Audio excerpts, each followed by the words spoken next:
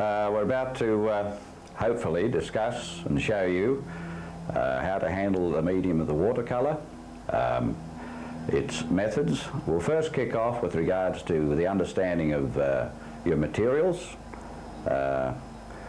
What I like to do is to explain briefly the types of paper that are most useful in the case of watercolours. What we first look at is the quality of the papers, and we look at say Fabriano, Arche, to name a couple. There are many others. Watman's is now out of production. I believe it's going to come back into production, hopefully, because it was one of the first watercolour papers to ever be used pretty universally. Now we'll kick off by explaining to you, here I've got a sheet of watercolour paper. I've soaked it pretty profusely, and what I intend to do with it now is to lay it flat onto the board. Make sure that your board is a pretty strong board. Here I use a board, a 1/2-inch chipboard, and the reason I do that is that I have tried other boards in the past, and I find that if the board is too thin, then when the paper stretches I get a bowing and a distortion. So here, seeing as the board is nice and stiff, then when the paper stretches on it, then there's no great worries. This paper, to come back to it, is around about 300 weight. It's a Arche paper. I thoroughly soaked it. Now, I then take this tape, which is the ordinary brown tape, and to be bought mainly in your art supply stores, such as say Eckersley's. I'm not giving them a punch line so much as you people know where to go and get them. GB Papers or Camden Art. Now we've gone through that briefly. I've pre-cut the paper for the depth and the width of it. I've thoroughly soaked this watercolour sheet. I now take hold of a ordinary towel, nice and clean, and place the towel purposely right over the top like so, and just take off the residue of water thus. This way I find, once upon a time I didn't used to do this, but I find that it does help to quickly speed up the drying and stretching process of the tape, of the paper itself rather. I take a sponge or any cloth that you can get hold of. It's pretty well soaked with water. Just take the tape and pull it straight through like that. Don't bother watching to see if it's glued, because it will have made its point. Then press it down very, very solidly. Tip it over at the edges, that edge. Take the other one and repeat the performance, which we'll do straight away. Just pull it straight through like that. Take your tape again, repeat the performance. Now you'll find possibly for the beginners that you feel sometimes that when the paper is stretched that you get a little bit of corrugation in there and you start to get a bit concerned about it. Don't be concerned about it, because it is thoroughly wet and the tape is strong. Make sure you really press that brown paper tape all around that edge, very tight down, actually practically till it sort of really feels dry to the hand. And we'll quickly go around there now and complete that. And there we go. This way I find too sometimes that if I'm going to do quite a bit of considerable painting, or if I'm going away painting, I turn around and I stretch something like about 4 or 5 of these so that I've already got them stretched. I often find it's a very good idea to stretch these the night before or a reasonable while before that you're going to paint, because this way you're not sort of stopping and stretching another paper and so forth.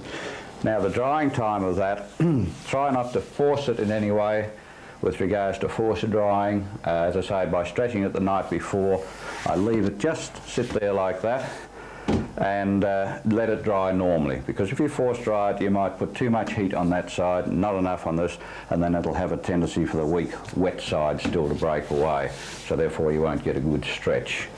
Anyway, we'll pop that aside. That is the first point, as I say, to repeat the tape, brown paper tape, buyable at any, obtainable at any of the art supply stores.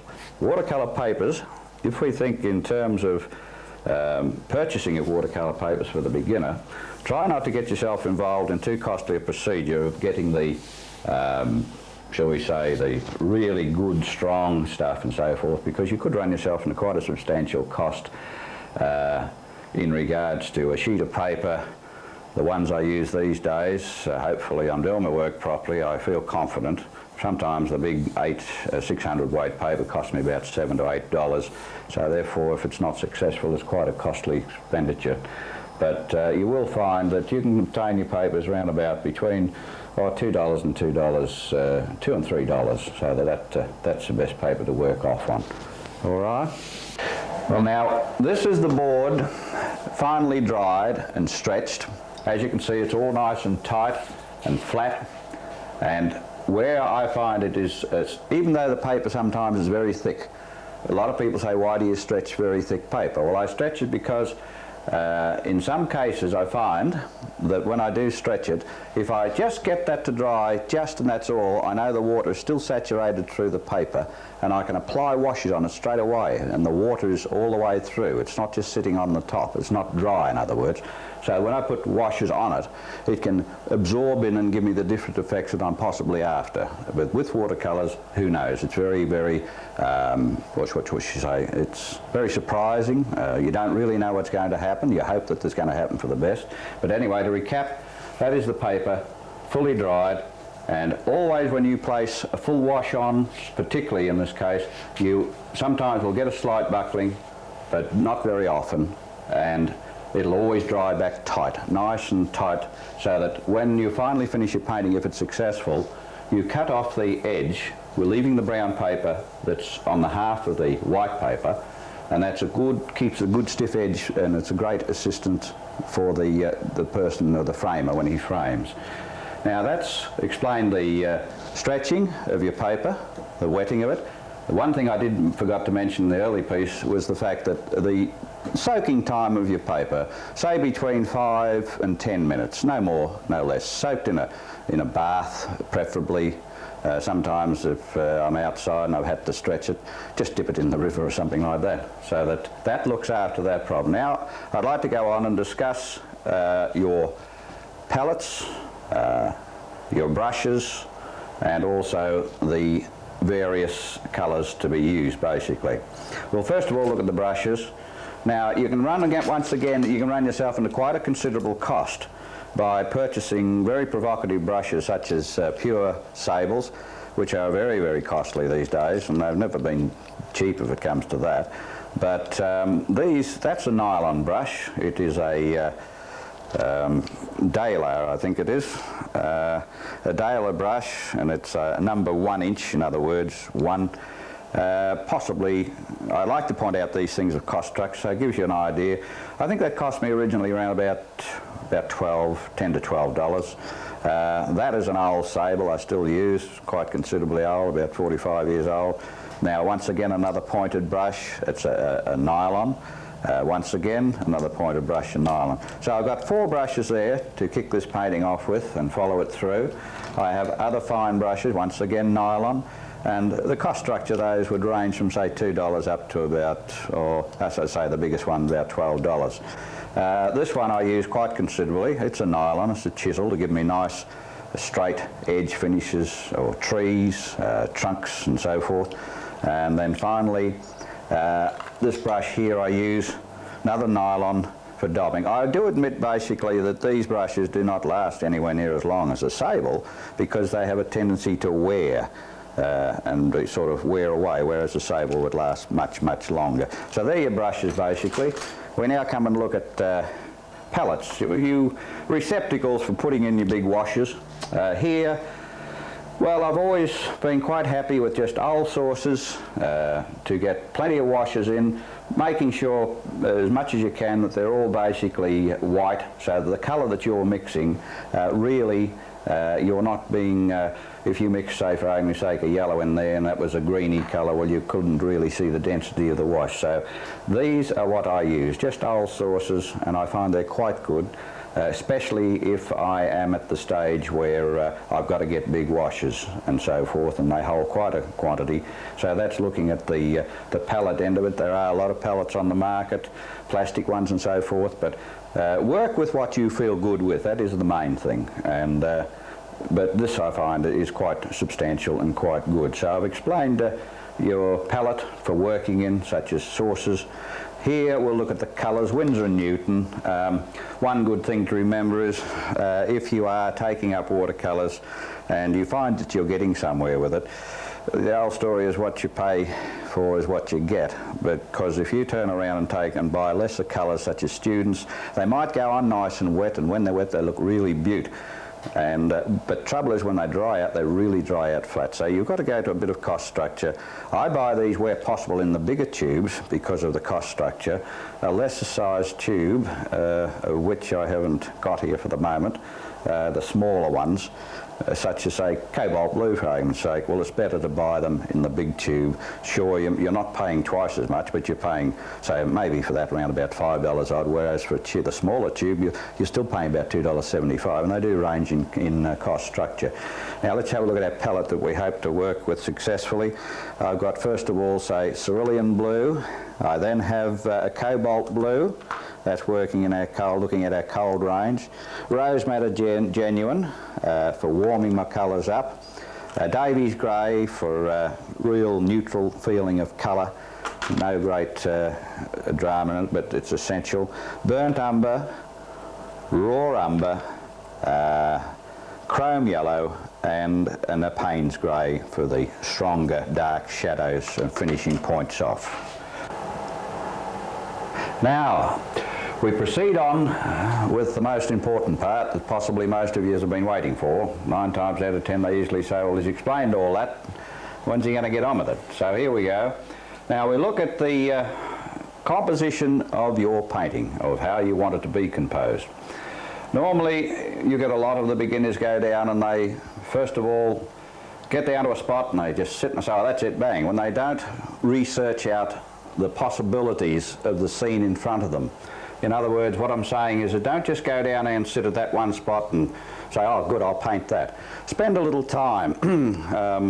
I think from memory it's a good one to quote, say, as in regards to Harold Herbert. He would go and sit at a spot for anything up to 6 hours and stay there, and not a brush or anything in his hands, and people would wonder, they'd say, what's that chap doing sitting there all the time, you know. But then he'd go away and he'd possibly come back at a later date and he'd sit down and just timing it when he wants that painting to be done. And he's painted that so many times in his mind, and all of a sudden he said, right, away I go. He searched out his area, he searched out his composition, and then he just starts to paint. Why? Because he's painted it so many times in his mind, and he kicks off. And once he starts, it's just a beautiful flexibility of his work that when he used to paint, and he just let the whole thing flow together because he had no point of where he had to stop and think about anything, because he'd painted this painting so many times in his mind, and he'd kick off and he wouldn't, well, I'm saying he wouldn't stop. He would stop for a couple of times and so forth, but he knew exactly where he was going because he had painted this so many times in his mind, and it possibly turned out far better than what he first anticipated. So that these are the things to remember. Now we'll look at regards to the positioning of your painting. Always have these with you, because I find they're a good idea to say to yourself, well, when you look at your scene, now that area, for argument's sake, that's my margin there, that's my extremity there. And so even when you're sketching, and I put that there and I just put a nib up in each corner and say to myself, right, now that's my boundaries. So now I'll sketch into it. Now I've pre-sketched this in very lightly. When you're sketching in for a watercolour, try not to over-sketch, because if you do, you'll have a tendency to turn it more or less into a rendering before you ever get round to the painting part of it. So try and remember that. The primary point in this case, the focal point being the boat at anchor there. Distantly, I've just taken those sheds in the distance. When I move my brush around later on, I possibly might put more little extra pieces in here and there and supporting boats in regards to the primary focal point there. I've got a mountain range there I've anticipated there. I've just really gone quickly down with the pencil. If you find that when you've put a pencil mark in that you shouldn't have put it there, well, don't, if you can help it, try And I think I've got a rubber here somewhere, or have I? Yes, I've got a rubber here. But when you rub that out, if you put that pencil mark on softly, then it will naturally come away softly. Try as much as you can not to keep rubbing your hand over the watercolour paper, because possibly in some cases the oil from the skin, when a wash goes on it, it could give a very bad result. And so therefore what I'm saying, be very careful and treat that paper with a lot of respect. Now we've, as I say, just to repeat quickly, I've marked this out exactly where each element is that I want. So that will be all I'll work on. Now we'll look at our washes. We take that away. Always paint outside the area of your painting, of your picture, so that when you finish it, you may want to go a little bit this way or vice versa, so you've always got that much extra to work to. Now we'll have a look at our washes.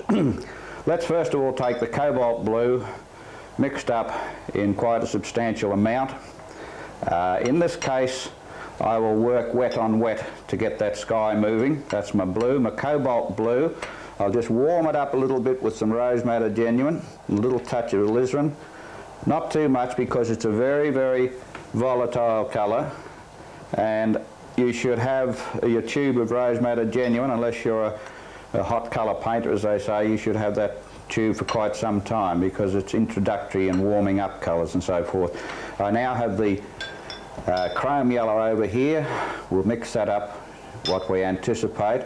I'll also move a little bit of warmth in that, taking a bit towards the orangey feel of the colour to get the warmth into the sky as it comes down. Now those are the two colours that we'll kick off with. Now we'll have a look, as we say, where we've painted it so much in our mind.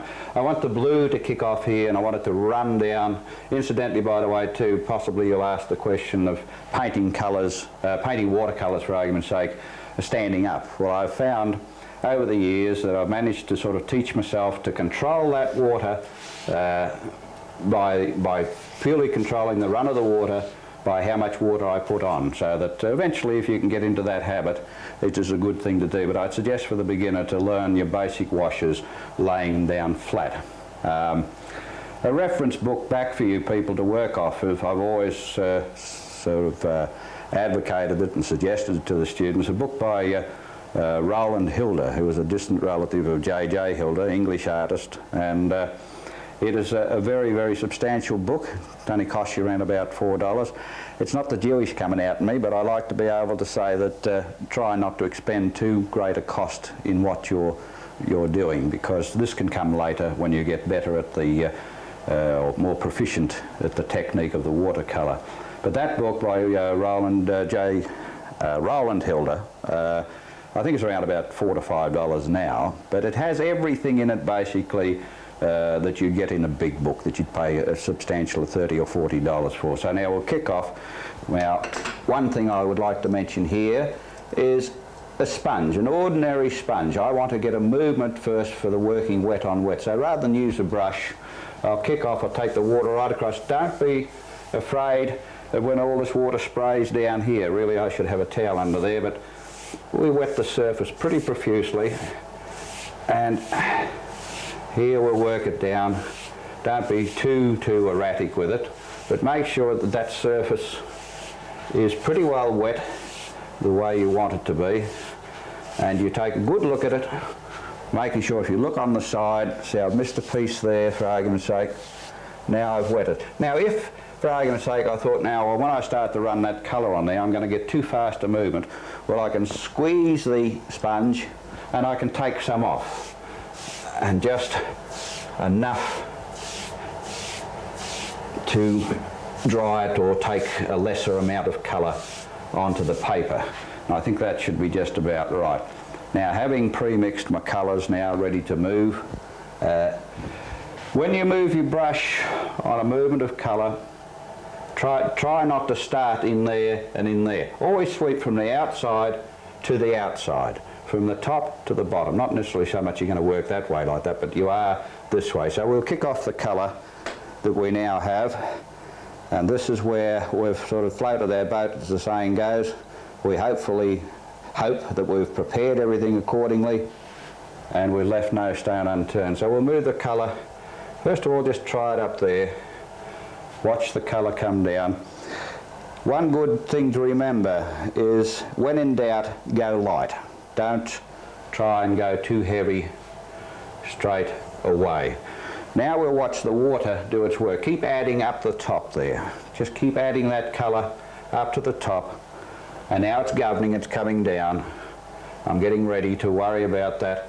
Now that straight movement of that water, if I had the sponge going that way, if I wanted to make another movement, I could run the sponge that way, and possibly I could even turn it upside down or side on, which we'll do in a second to give you an idea there. But don't be too quick to say, oh, that's it now, that's it. Just be very patient and watch the movement at the mercy of the water, the movement of the colour at the mercy of the water.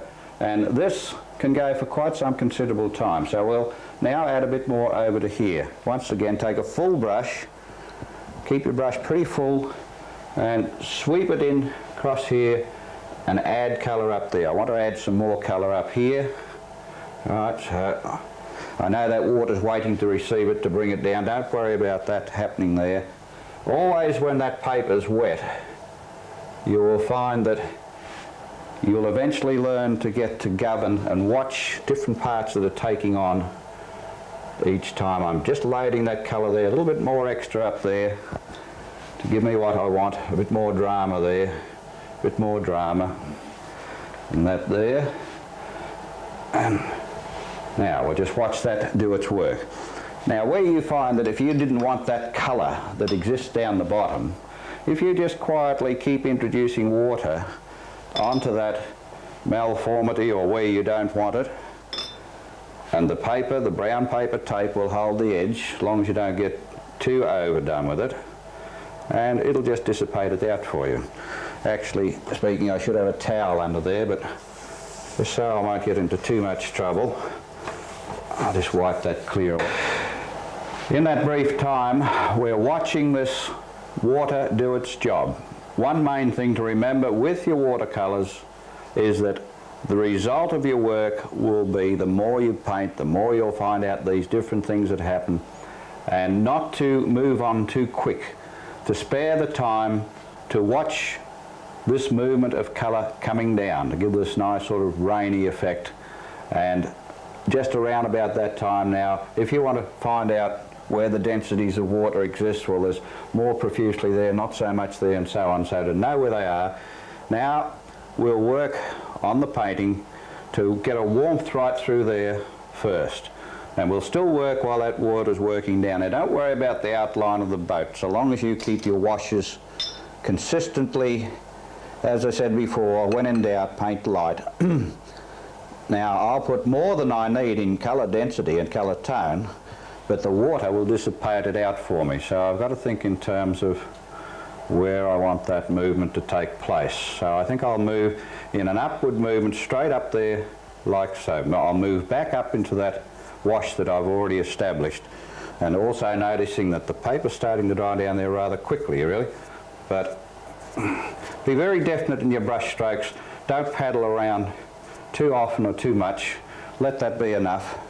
Now continue the movement very quickly.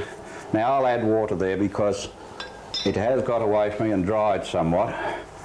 But always, if that water is there, you will not get any hard edges. So now we just keep moving quickly along. And whilst I'm painting, we talk about various things in regards to art. And while you paint, you move up towards getting that first feeling of your painting going well for you. And when you move towards the end of a watercolour, it is only then basically to a great extent that you do paint a watercolour. As you can see at this stage, we are looking at the, well, I know, the beautiful reaction of water against colour, and it virtually paints the job for you if you've placed your colour very diplomatically in the right position. So we'll add some more of that in there. Let that come up there. Sweep the brush away when you bring the colour up and allow these whites to stay. Very quick movement. Now I'm getting a very fast there because that paper's drying a bit down there, but I want a sort of a dry brush effect. Now dry brush, for argument's sake, is that the drier the paper, the more effect of dry brush you'll get. There are many various types of washes that you worry about or you learn to handle and achieve, such as granulation. We might be able to get granulation further on, maybe in here, so that here, which you possibly couldn't see at this stage, there's a nice dry brush. Now the quicker that you move onto the texture of the paper, by the way, I forgot to mention in the early stages that this is a medium surface watercolour paper, not a smooth, so that to get a dry brush effect, if you sweep up quick there, and that's wet there to that side, a little bit dry there. So we'll move once again over here, we could possibly get an example of it there. And the faster you move, the quicker the dry brush effect, more pronounced rather, the slower, the less the dry brush effect. Now we've got those in, so all of a sudden you've covered that, and that you've covered your white paper very quickly. Now I will take advantage of this here to go to the cerulean now, and I'll mix up a wash. Judging tones with regards to mixing colours is up to the artist's ability eventually in regards to learning to tell by looking at it. You don't have to take this, if seeing you're not going to use a great area, and mix up a little separate area, but you can bring it out here. And one thing that I usually do, I usually go like that, and I can sort of just get the effect of how dense that'll be. Now I'll move, hopefully I haven't been too late, I'll move across there like that. Take some more movement of that.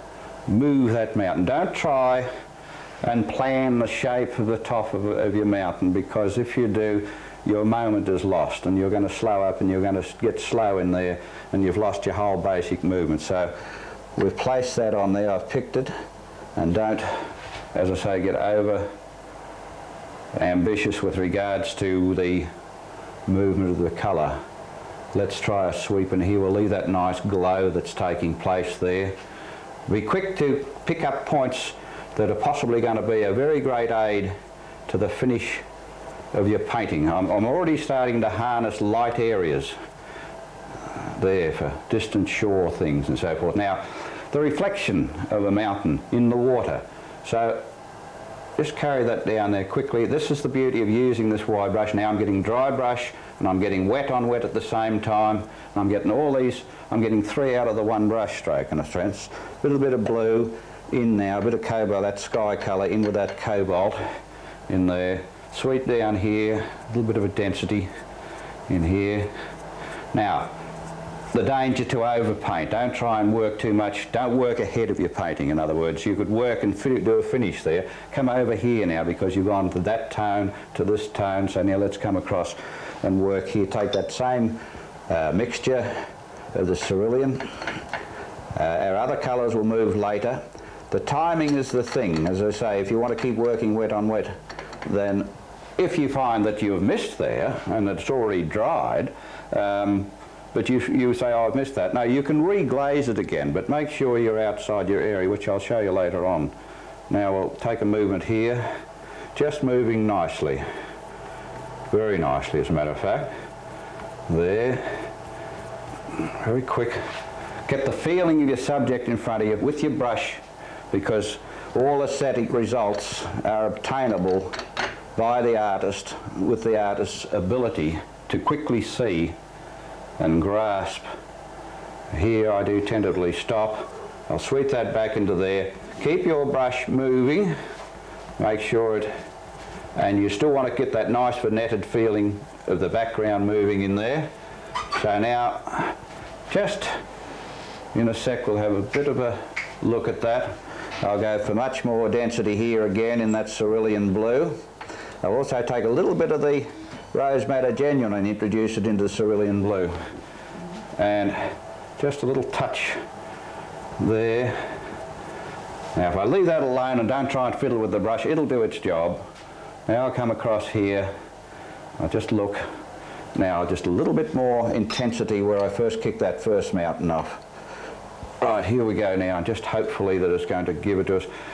Another good thing to remember too is do not push your brush into that paper and force the water action against its will. And so there we have it. The sky, the base. I think I'd better move in there very quickly and get that water in. back to my sky colour, probably intensify it a little bit, just moving it around. And while I'm moving that around, we hopefully think that, well, we've got all these things going well for us. And people say, how did he or she get that? And I've often mentioned it before, it might help while we're doing this, because I often say, well, he's painting, why doesn't he say something? That the woman had asked me would I paint her in the nude once, and I said, certainly, if I leave my socks on, because I want somewhere to put my brushes. So this little bit of conversation is a thing I'm doing to hide the fact that I've got to get this in now, not later on. And somebody once said to me also, why do you paint with watercolours? I said, because I'm a rotten golfer, you know, different things like that. All right, I just want to get, now we can see that happening in there, just so. So now we do not rush madly forward. We wait now and we let this dry off. Right, now since you've been away and we've been away, and I've done a bit of work in between time. So the reason I've done this is not to make it a monotonous demonstration with regards to popping in all these masts and things which I'd have to work away with my back to you. Also to the extent of getting some modelling in on this boat as quick as I possibly can. And this is time consuming and not very informative to the viewer, but I can point out that the placing, for argument's sake, of the masts. I use a ruler. I take the ruler and I hold it so, and in some cases when it hits down the bottom, that thin brush stroke is running into just the dampness of water which takes off that hard line of the mast. We've then established little incidentals, crossbars up at the top of the mast, little points of indication of rigging and so forth. Now, to show you, for argument's sake, always keep your eye on a point once you kick off and pull your brush away from you. I place it there and I want to go up to there, so I don't keep my eye on there, I just kick off and sweep straight up. Just letting the brush touch, no great definition of line. And the same thing applied using the ruler with the brush to get these distant masts in here. And now we'll look to this area here where we're looking at the middle distance, if we like to call it that. Showing the shoreline and different things going on there. The great thing to do is not to define those by any stretch of hard delineation, but is to merely place forms of colour. Now we move amongst this palette, as we've established with our ceruleans, our little touches of rose magenta and alizarin crimson, a little touch of brown, and we place an information brush stroke in there, the edge of a hut or a boat shed, and keep that colour moving along there like so, just enough to give us that effect there. Later on, as we get towards the end of the painting, we place little pieces of blue, and this palette that we've got, we place it diplomatically as we think will give us an aesthetic result of what we're basically after. We come across here now where I've just established a sort of an inlet in here, I suppose one would say, and not being out at the scene, so I've used artistic license and said, right, well, that's where the boats come in and go out, and here we want to get some information there of a better sort of movement of colour. So purely a brush stroke deftly across there. Now we're coming for some warm colours. Try not to, with your watercolour, at any stage to make any hard applications of wash. By that I mean, unless it's a wash, you're out of business, because it will jump out so quickly by using colour straight out the tube, like you'd paint an opacity painting. So that is the secret of a successful watercolour. If you look at other people's works at exhibitions and so forth, you'll find how they've ever continually set out to master the ability to be able to see through your work, a nice translucent feeling to it. Now we'll concentrate on putting a bit of character onto the boat itself where it possibly hasn't been cleaned down for a while. Just a couple of rust edges, just establish those first. If you're never sure, always kick off light first. We'll just reflect that in the water there. Now we'll take a hard of the colour back into that. I'm just moving these colours around now to try and get a rusty effect to go on the edge of that boat. There, a little bit of wear there. That'll do. Now, back down to there, into the water with it. And when you pop something there on the edge, say for argument's sake there, jump straight down to where it reflects. Don't do it at a later date, because then you'll lose the position of it if you do. Keep that colour moving in here, there, even though it doesn't have to show everything that's in that. Water reflections are very, very strange to come across. If you go and look at a group of boats at anchor and you look at them, you'll never ever fully be able to say, oh, that boat finishes there, especially when they're all anchored together. There's just a mass of masts and wheelhouses and your piers. We'll pop a little pier in there while I think of it. You're after a general impression. All art basically has an abstract feeling about it. So we go back to the shore there. We'll go a little bit hard with that Payne's grey and try and establish a pier line there if we can. Nothing over elaborate. Even if it's, don't stop and start to paint in a pier and count the pier posts and all this, because once again you'll slow your movement of your painting down. So we look to that there. Don't forget the little reflections, and try and do it on every one. If you do, you'll make it look rather like an illustration than hopefully achieving a piece of aesthetic art. And we'll look to that and see how we've gone there. At this stage, I like to be able to sort of take this, pop it up there and see how we're going. And it seems to be coming along quite well at this stage. We'll now watch that edge there and get a little bit of a, it's too abrupt finishing there, I feel, so we'll get a finish in there. Take the blue, any colour, any of these colours now, after I've got well going into my painting, I like to mix these all together, but the further I go in the distance, naturally bluey grey or blues. Excuse my back. We'll just try that for openness. Now we quickly place in boats here and there, a couple of that colour. Now we'll vary it, let that colour run into that. Even take the finger sometimes and just flip that down, just an information in there. Now we'll concentrate on bringing this boat out here for you. Form, study of boats, like everything else, is a time-consuming but enjoyable task. Even whilst you are studying to be proficient in a certain medium, such as watercolours, always remember to keep up with your drawing, because a good piece of art is always successful, and it points itself out as being such that the artist has the ability to draft. Just pop the edge of the boat in there, decide on that colour, watch the reflection of it, just that. Now we'll build that up, take a bit of warmth in there, into there. Alright, now you reach for the other colours quickly. It is not always, as I say, in this case we are describing the method and the medium to you, but it's not essential you burn through this very fast all the time. You can stop, go away, think of it for 2 or 3 days if you so wish. But seeing as we have a time limit on the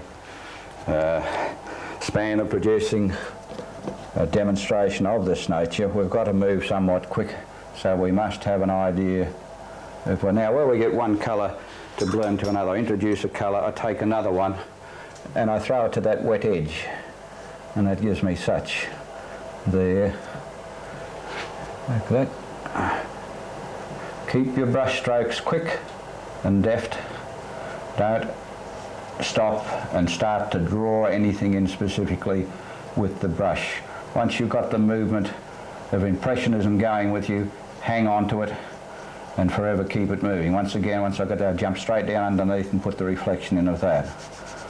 So for Now, whilst that colour is wet in there again, a little hard of colour with a bit of brown, bit of paint, and hit it in there. And then you go away from that once you've got enough sitting in there for you, and let it do its job. It'll move around for a reasonable amount of time now, hopefully. Right. It's an interesting thing if you're going to make a subject of painting boats to particularly remember to do a lot of sketching of boats, and what makes up a shark boat, what makes up a scallop boat, they all vary in their construction, and they all have this tendency also to have their own little introductions of how they manufacture and build these boats, which to me is always a very exciting thing. I love watching different types of boats and how they're built.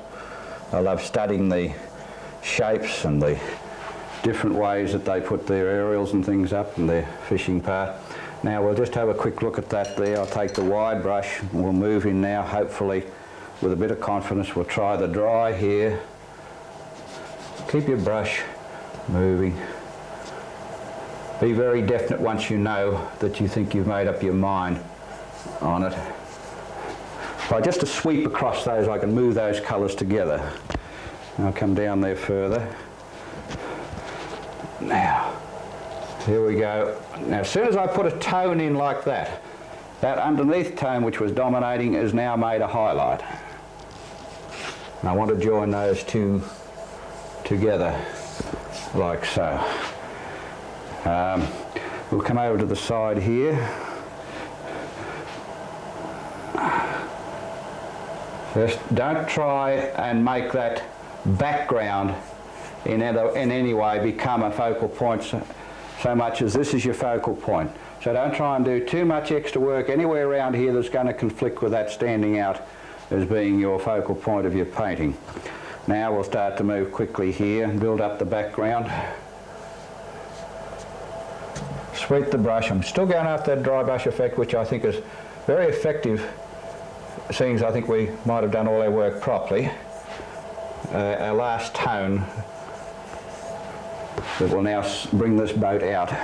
Now when we come to the left hand side, mix your blue with your cerulean. It's got that little bit of warmth in it. Come to your left hand side now, take your brush down, down, there, and let that fade to the left, darker over that side. Little few emphasis points there which will possibly help. Now I want that to run into the wet water if it will. Sometimes if it doesn't run too quickly for you, clean your brush, take the water of it and just pop the water underneath and just assist it to come down and work into there. Now there's a nice bit of information going on there. These are the things that happen in your brush where I've got a little bit of hard colour caught on the edge, but it's been quite informative there. So, there. The thing there we think that we've achieved up to this stage, and always remember with a painting, what you miss on this one, there is also, and always rather, another opportunity to take another piece of white paper and probably the same subject again, but I never make a habit of doing the same subject twice if I've missed something in it. I like to turn around and say, take a boat scene, but an entirely different positioning of subject. Maybe if you said to yourself, well, I'll still take the same elements of my painting, but I'll move further around here, or I'll move further around there. Naturally, we can't walk across water, but the point is that you can then go back through your painting, keep it free, keep the movement free, and then try and correct those things that you think you went wrong in your painting. I think it's always a good thing to be able to say, well, I don't really know where I put my last brush stroke, because who does? We always kick off and attempt to achieve quite an aesthetic result with a subject, but this doesn't always necessarily follow. Sometimes we have this successful painting era that comes our way, and the next thing we say, oh, I can do that, and you go back in, sort of ad-lib the same way as you've done the other painting, and egotism creeps in, and you find out that you've just got too over-painted and you've missed it altogether. So patience is the application. Right, now just a couple of little finish points in regards to the painting. As you can see, I've put all these emphasis points purely by the brush, the stroke of a brush, to obtain a visual result of putting these all together to give this effect that we're basically after. Any tendency now to go to a deeper tone and paint into here will then call us back. We've got to go back over our painting and match that extra tone we've put in. But this is artistic license that the artist takes. But always remember, if you possibly can, paint your paintings within the limitation of your palette. Keep your palette low. Don't at any stage try to get over provocative and give yourself too many headaches with too many colours. In other words, for the want of a better word, to over palette. And I'll just do a quick few final touches here, and then we'll have a look at it with the mat around it and see what we've achieved. It's the mat completely over it, where I've first outlined those points there. I might have this upside down. That's the difference. And there we have the painting, which I consider is not very far off finished. Basically, one could paint on here now, but then you get down to the little tedious points, and they're the dangerous points too, that one can stay too long at one's painting and finish up over painting, and you've got too many little spotty points all over. If you feel as though you've made your aesthetic point now of the subject matter that you set out to paint, that should be it. And hopefully that if you keep your washes as I've described them along the way, then it's quite possible you'll start to get yourself quite a nice watercolour. I don't think there's anything greatly now to basically talk about so much as that, just to recap quickly, is the mounting of your boards, the understanding of your brushes, your colours, your palettes and so forth. And this, as I say, basically is the way that I work. And there we have your painting. And I wish you all the success in the future for your efforts following through this beautiful medium, always ever mysterious, is the watercolour. Thank you very much indeed.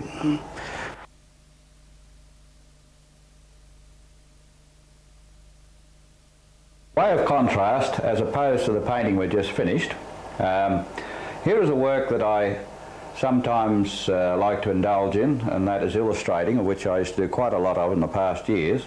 And every so often when I sort of think to myself, well, I'd like to get a break away from seascapes and pastoral scenes, etc. Then I come back to the illustrating days, and these are the type of paintings I enjoy doing, like same as I do the others for that matter. I enjoy doing ink painting. But I like to be able to get lost in a fantasy world for children like this, and as you can see, there's quite a requirement of A, drafting ability, and B, to be able to put this together in an atmosphere conducive to the setting of it. And in this case, I've titled this one as Joba as a Sudge, of all works, and which I think it aptly fits it.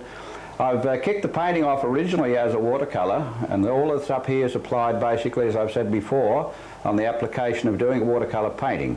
But when I come down into this area here, I specifically then go in to get these red noses and skin colour and so forth, and I naturally, I am then sort of forced to move my white paint in with my colours and to achieve this effect. But the overall effect is generally pleasing, and it's basically for the understanding of children and those who can remember. And at this stage, this painting has got to have some more finish to it, yet I want to still go on with my thoughts of achieving a lovely feeling with regards to its composition. I want little figures in here with wings on, and little figures here going crook at him so much as have a cheek to come and squat in front of their houses and so forth. So that's that painting.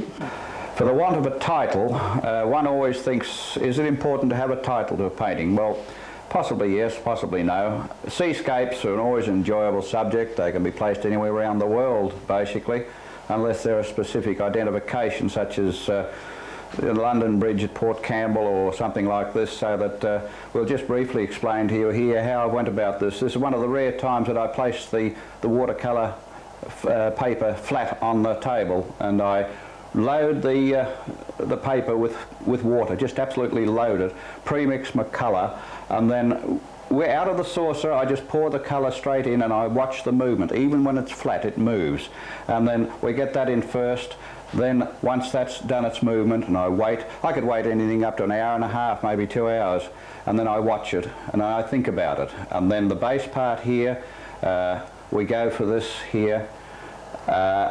This I've placed in first, of the very light washes, of your raw umbers, your yellows and your cobalt blues.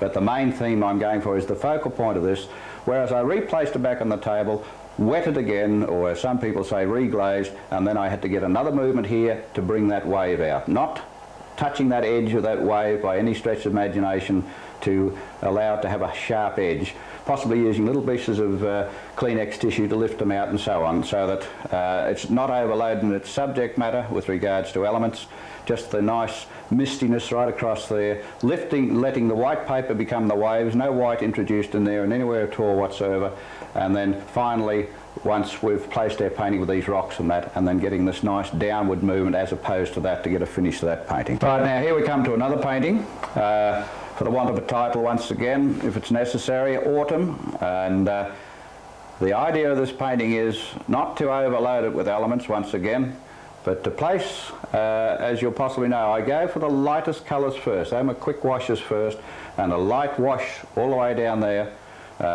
Then I build up from there to get the tree trunks in next and so forth, and then we study the aspect of the autumn tonings on the trees themselves. And by placing very carefully, and learn this over a period of time, to take hold of your colours and keep placing them as form. Don't try and force them to your will. Never force a brush into colour. Never force it to be autumn. Never force it to be foliage. Keep working until you get a technique that gives you an example, and by placing this figure in the distance, it has a tendency to just break up the focal point in there, and you get this nice movement back, straight back to the viewer on the first dimension, middle distance and third distance. Right, now this painting here is virtually worked, title-wise I call it the feeding time. The lady coming out just at the evening and feeding the chooks. Worked on the same method basically as I explained the one with regards to the seascape of the wave. Worked in a very, very wet surface, flat on the table, allowing all the colour to pour out of the saucer and move it. Watch it move basically until it sort of comes around to the feeling that you want. I went for an entirely different sky because I wanted this drama down here to get all this nice dramatic feeling of tonal understanding and the nice feeling of a slight farmlet effect of the chook sheds over here, then the house, all combined in one movement with the chooks.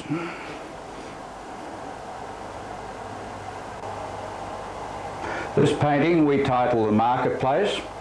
The idea, once again, as in conjunction, or shall we say in the same movement, it is illustrating the children's illustration.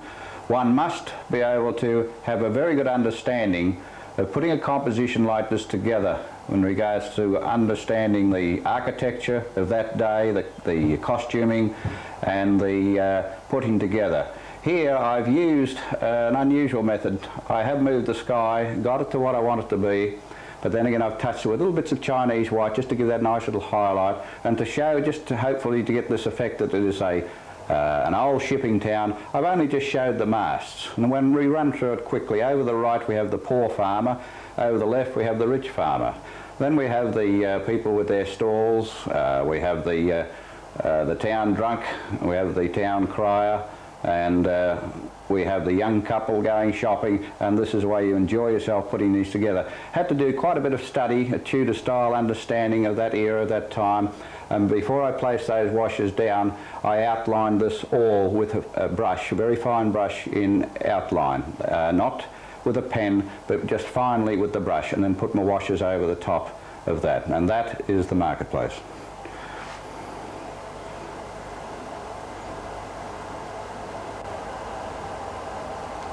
Now this painting was done at Chinaman's Creek, Metung. I'm not too positively sure just how long ago, but at least 20 years ago I done that watercolour, and hopefully we've learnt a bit since then, but I think it was quite successful at that time. It's pretty similar as to what I was explaining in the demonstration painting with regards to kicking off your painting, and you'll notice quite a lot of densified tone or impact of tone here as opposed to the sky. I make this point for argument's sake. If I've got a lot of information going on here, then I never make a point of doing too voluminous a sky because it'll all tighten in too much. But basically the masts and everything, as I've explained to you, popped in, straight brush strokes for the anchor posts and so forth. The jetty, one flat wash with just a tie-up of your fine round line work, and that basically explains that painting. This one I've titled The Stragglers. It's one of those paintings that you sort of kick off, you're not really fully sure what it's going to finish up like, because it's a painting I've painted within the studio, and I've composed it as I've gone along, but successfully the sky's moved in, I've got my backgrounds in, all these first washes, these come later, and all this comes later. Then as I work on the painting, I strike this here, I've just done a bit of lift out with the brush to get the track in, and then I've composed it from there. Just quiet painting to try and get across the evening where they're bringing them in from milking, and as I say, I've titled it The Stragglers. Now, differently I've worked down with regards to getting a lot of information in here, try to study back with the old masters of watercolours, De Wint, Cotman and so forth, where this paper is very coarse and it has a lot of indentation, so I let the colour go into these, just picking them out as I go through, and they just lift these little shapes up to give this rocky formation and the nature of the terrain leading up to the farmhouse and to the milking sheds.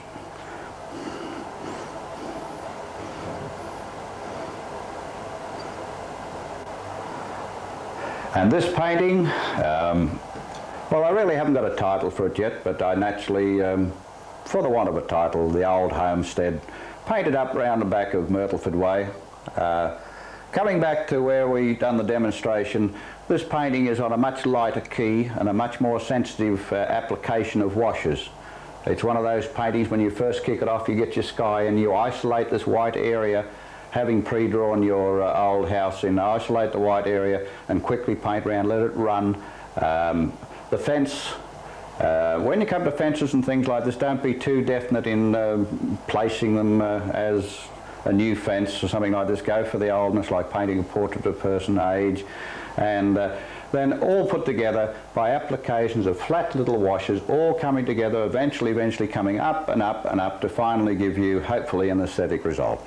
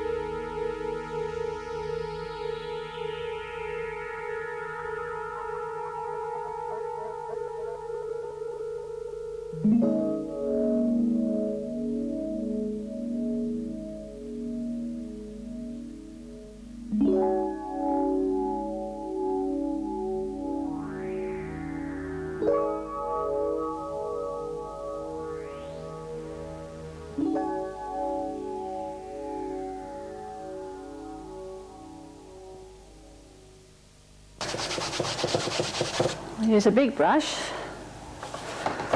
and you get it done a lot quicker.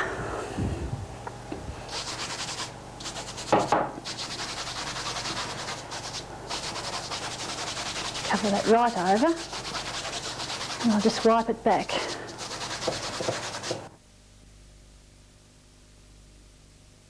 With these 2-minute poses, what I'm looking for are the shapes, simplified shapes that occur in the figure. So I'm practicing all of these for the longer poses.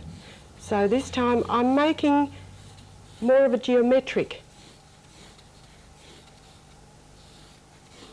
shaped figure here. The lovely lean of the head, again the spine.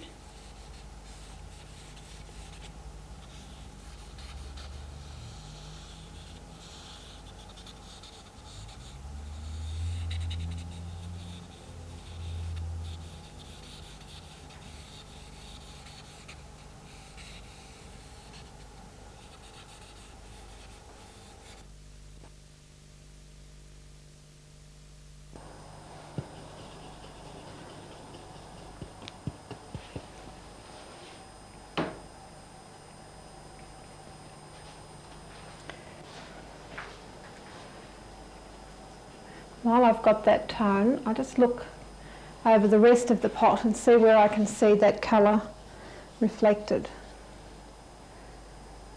Try not to break it up too much because it looks far more dramatic if you just have a few tones and some nice strong highlights.